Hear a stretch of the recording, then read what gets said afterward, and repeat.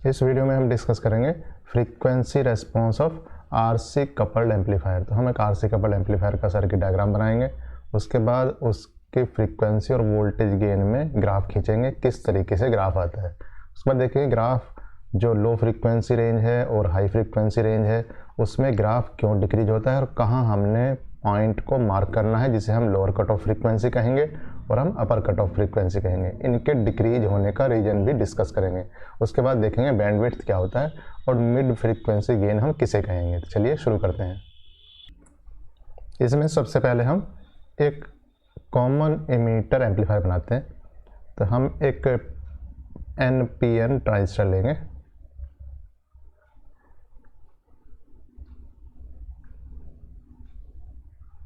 जिसके यहाँ कलेक्टर पर एक रेजिस्टेंस होगा और एक रेजिस्टेंस यहाँ इमीटर पर होगा।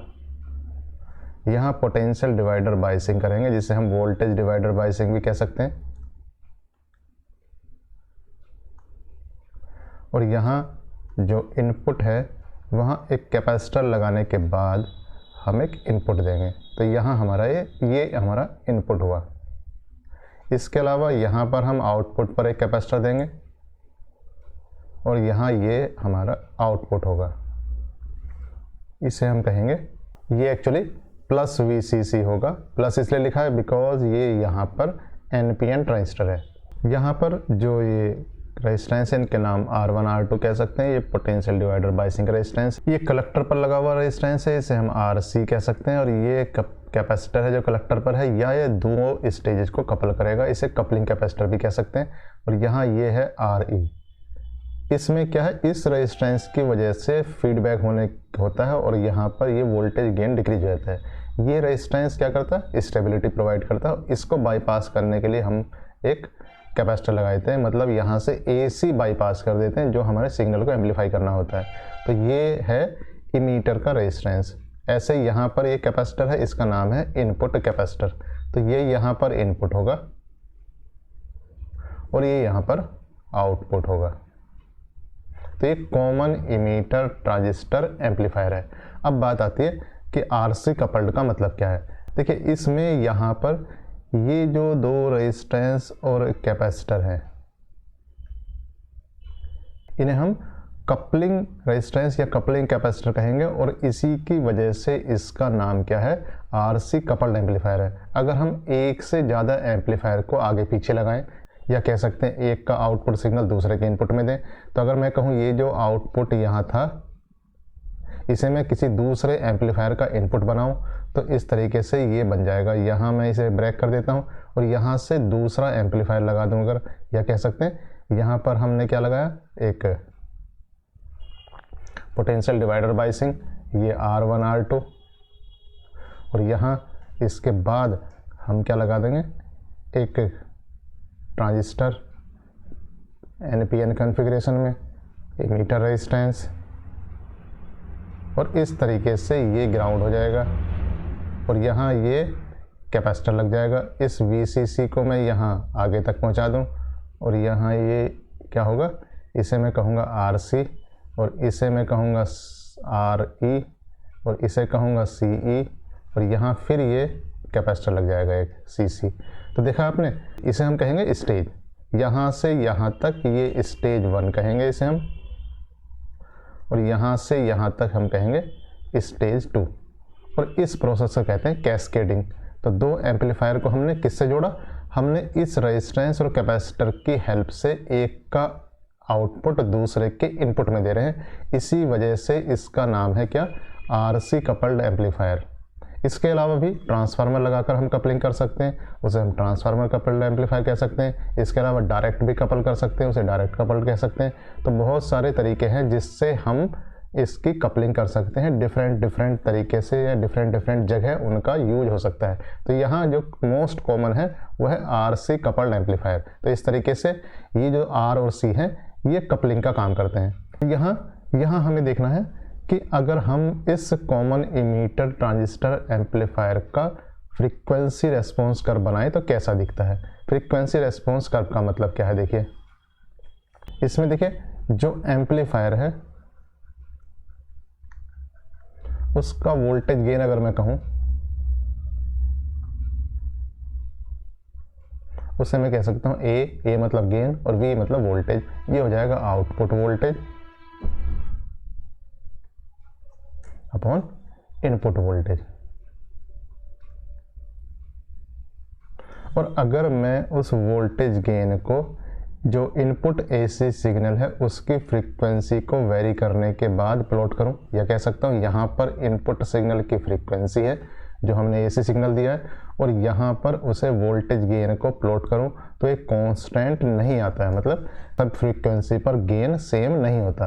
तो ये है, तो होता क्या है, ये इस ढंग से एक ग्राफ आएगा जो काफ़ी हद तक कांस्टेंट होगा, लेकिन ज़्यादा फ्रीक्वेंसी या कम फ्रीक्वेंसी पर ये ग्राफ क्या होगा, ये ग्राफ डिक्रीज हो जाएगा। मतलब इसका कहने का मतलब क्या है कि बीच में एक बहुत सी रेंज ऐसी है जहाँ पर ये वोल्टेज गेन क्या है, लगभग कांस्टेंट है। तो ये हमने क्या कह दिया, उसका नाम कहा AV। और कम फ्रीक्वेंसी पर ये गेन डिक्रीज होगा और हायर फ्रीक्वेंसी पर भी ये गेन क्या होगा, डिक्रीज होगा। अब हम इसमें दो पॉइंट बनाएंगे, क्या AV जो है वोल्टेज गेन, इसके √2 से डिवाइड करेंगे और यहाँ पर एक मार्क करेंगे, कट कर देंगे यहाँ पर। इस कट करने के बाद इसे डॉटेड लाइन से बढ़ाएंगे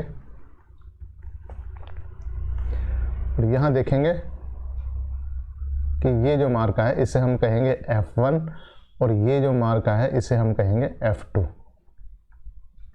अब जो F1 है,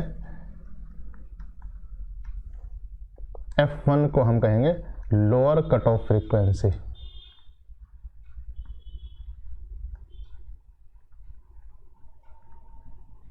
और F2 को हम कहेंगे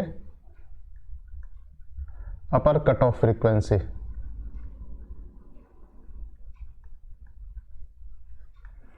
F1 को हम लोअर कट ऑफ फ्रीक्वेंसी कहेंगे और F2 को कहेंगे अपर कट ऑफ फ्रीक्वेंसी। इसका मतलब हुआ the frequency at which the gain reduces to 1/√2 times of maximum gain, lower side and higher side. Lower side में और हायर साइड में जब गेन अपने मैक्सिमम गेन का 1/√2 टाइम्स हो जाता है तो उस फ्रीक्वेंसी को लोअर कट ऑफ फ्रीक्वेंसी और अपर कट ऑफ फ्रीक्वेंसी कहेंगे।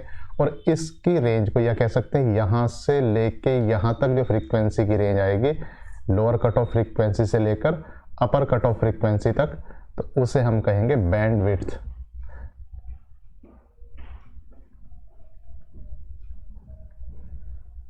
बैंड विड्थ को हम कह सकते हैं कि ये वो फ्रीक्वेंसी रेंज है जहाँ पर गेन अपना लगभग मैक्सिमम रहता है और कांस्टेंट रहता है। तो इसके अलावा इसका नाम ऐसे भी कह सकते हैं, ये मिड फ्रीक्वेंसी रेंज हुई और इस तरफ जो है ये हाई फ्रीक्वेंसी है और इस तरफ जो है इसे हम कहेंगे ये लो फ्रीक्वेंसी है। तो तीन रीजन इस रेस्पॉन्स कर्व के बन जाते हैं, low frequency range, high frequency range और mid frequency range. Mid frequency range जहाँ से जहाँ तक होता है उस फ्रीक्वेंसी के डिफरेंस को हम बैंड विड्थ भी कहते हैं। अब हम देखेंगे कि आखिर ये गेन रिड्यूस होता ही क्यों है। तो हम सबसे पहले देखते हैं लो फ्रीक्वेंसी रेंज में।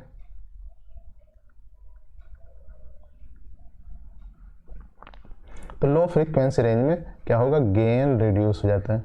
अब ये रीजन क्या है इसका, क्यों गेन रिड्यूस हो रहा है।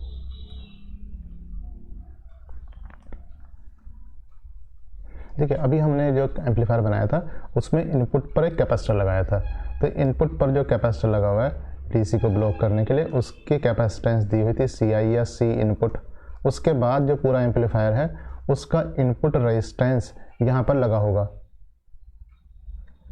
इसे हम कह सकते हैं RI, जो एम्पलीफायर का इनपुट रेजिस्टेंस है। यहाँ से आपने सिग्नल दिया हुआ है जो एम्पलीफाई होना है।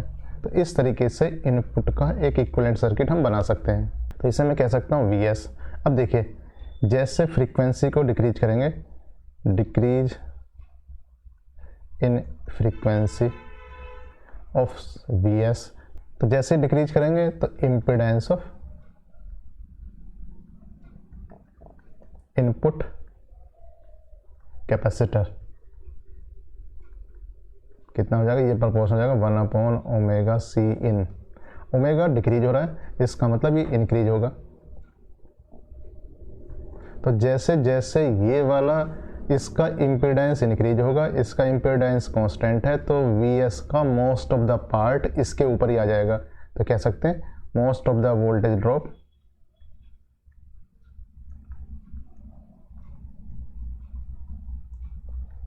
Occurs at C in.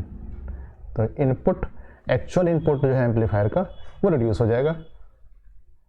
Actual input of common emitter amplifier reduces. इसका मतलब क्या है, आउटपुट रिड्यूसेज। तो इस तरीके से जैसे जैसे फ्रीक्वेंसी को डिक्रीज करते जाएंगे आउटपुट डिक्रीज होता जाएगा। अब देखते हैं हाई फ्रीक्वेंसी रेंज में क्या रीजन है।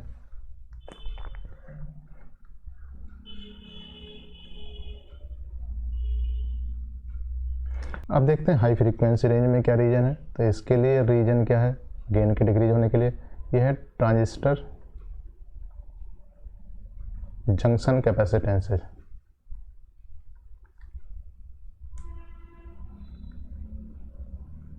क्योंकि जो बेस कलेक्टर जंक्शन है वो रिवर्स बायस है, तो वहाँ उसके कैपेसिटी अप्लाइड फ्रीक्वेंसी से चेंज होगी, तो हम उसका इक्विवेलेंट सर्किट बना सकते हैं। तो ट्रांजिस्टर का जो आउटपुट सर्किट है इक्विवेलेंट सर्किट, उसको अगर मैं बनाऊं कि यहाँ एक करंट सोर्स है, यहाँ आपने क्या लगाया, ये HOE लगाया है या कह सकते हैं आउट एडमिटेंस है, और यहाँ ये ट्रांजिस्टर की जंक्शन कैपेसिटेंस अगर मैं लगा देता हूँ, तो ये ट्रांजिस्टर का जंक्शन कैपेसिटेंस है। तो ये capacitor due to junction capacitance.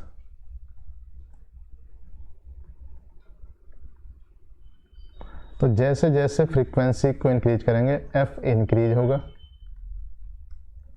इसका मतलब क्या है, इसका जो इम्पीडेंस है, इम्पीडेंस ऑफ कैपेसिटेंस, कैपेसिटर या जंक्शन कैपेसिटर डिक्रीजेज। तो इसका इफेक्ट क्या होगा कि जब यह डिक्रीज होगा तो इसका मतलब आउटपुट शॉर्ट हो जाएगा, आउटपुट शॉर्ट सर्किटेड। इसका मतलब क्या हुआ, गेन, आउटपुट शॉर्ट हो जाएगा, तो इसका मतलब है output reduces and gain decreases. तो इस तरीके से हमने देखा कि आउटपुट डिक्रीज हो जाता है जब हम फ्रीक्वेंसी को एक लिमिट से ज़्यादा बढ़ाएंगे। तो जब फ्रीक्वेंसी को एक लिमिट से ज़्यादा बढ़ाएंगे तो आउटपुट फिर डिक्रीज हो जाएगा। फ्रीक्वेंसी को कम करेंगे एक लिमिट से ज़्यादा, तब भी आउटपुट क्या होगा, रिड्यूस हो जाएगा। यहाँ जो रीजन है वो है इनपुट कैपेसिटर, और यहाँ जो रीजन है वो जंक्शन कैपेसिटर है। तो यहाँ हमने क्या देखा, जब हम गेन को 1/√2 कर देंगे तब इसका जो डिफरेंस होगा इसे हम क्या कहेंगे, बैंडविड्थ कहेंगे। ये गेन को इतना करने का इसका मतलब है ये एक्चुअली क्या है, हाफ पावर पॉइंट है।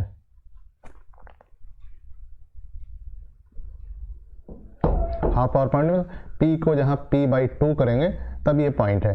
तो जब P को P/2 करेंगे तो हम कह सकते हैं कि वोल्टेज को जहाँ V/√2 करेंगे तब ये पॉइंट्स होंगे। तो इस पॉइंट पर ये क्या होगी, फ्रीक्वेंसी का जो वैल्यू है उसे F1 और F2 कहेंगे, और इनका जो डिफरेंस होगा उस फ्रीक्वेंसी रेंज को हम कहेंगे मिड फ्रीक्वेंसी रेंज। और RC कपल्ड एम्पलीफायर में मिड फ्रीक्वेंसी रेंज पर गेन ऑलमोस्ट कांस्टेंट होता है।